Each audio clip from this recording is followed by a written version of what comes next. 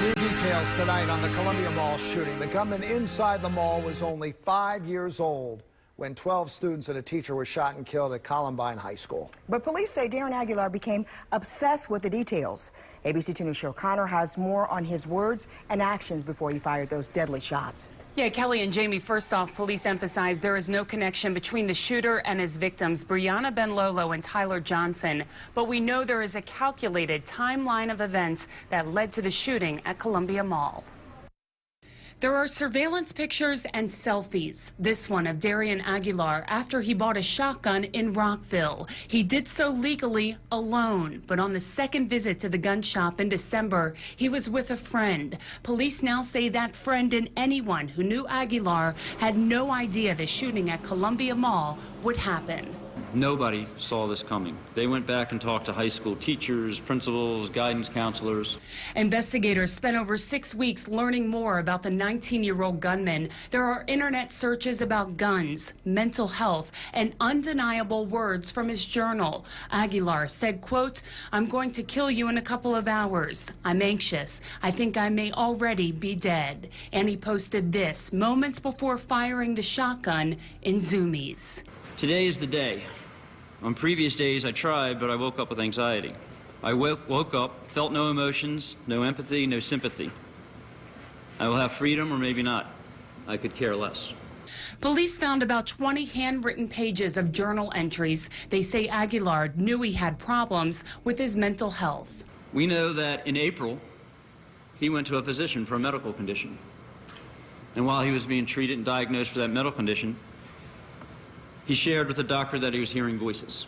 The doctor made a referral to see a psychiatrist, but there's no record of Aguilar going. In the days leading up to January 25th, he is seen buying more ammunition and explosive materials. He was dropped off in a cab with 54 rounds. Aguilar spent time in the mall before firing 9 shots, first killing Brianna Benlolo, then Tyler Johnson, then shooting a woman in the foot, firing at a wall in the food court, turning back to Zoomies and striking a mannequin before killing himself with bullet number 9. But at the end of the day, this is about those families who lost loved ones.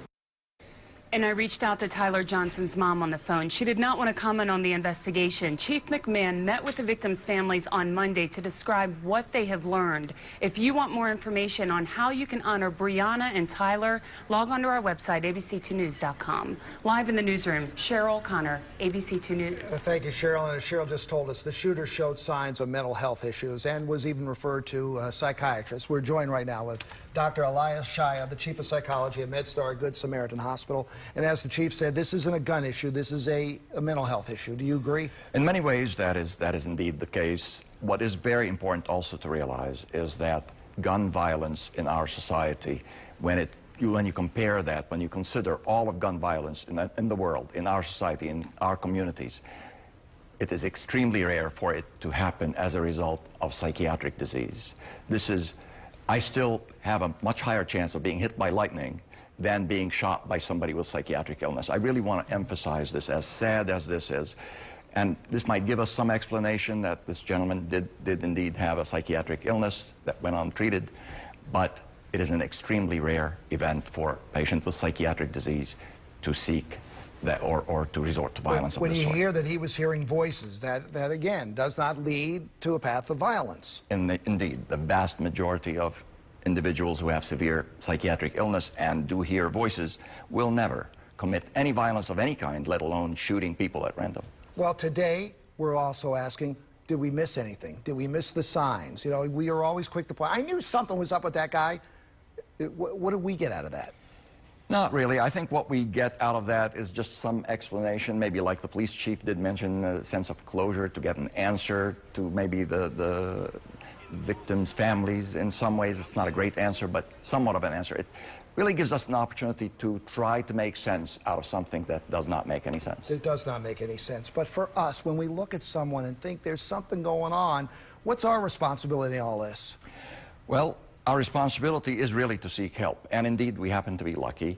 In our state, we have great resources. We have easier access than, I would say, most states in the country to mental health treatments. And certainly, if we have an indication or suspicion or reason to believe that somebody in our family needs help, we should seek it as soon as we can. Okay, I think you nailed it when you said making sense out of a senseless situation.